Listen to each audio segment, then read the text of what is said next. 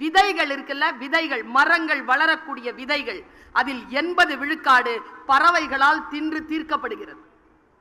20% தான் இந்த உலகத்துல மரம், 80% தின்று தீர்க்கப்படுகிறது. மழை இருக்கு இல்லையா, அந்த மழையில் 85 விழுக்காடு மழை கடலில் தான் பெய்கிறது, நமக்கு சேர்வதில்லை.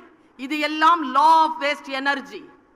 ஏதோ ஒன்று வேஸ்ட் ஆகிறது என்று நினைக்கிறோம், கிடையாது. அது வேஸ்ட் ஆகல, அது இன்வெஸ்ட் ஆகிறது என்பதனை எப்பொழுது நாம் புரிந்து கொள்கிறோமோ வாழ்க்கையில் வல்லமை பெறுகிறோம்.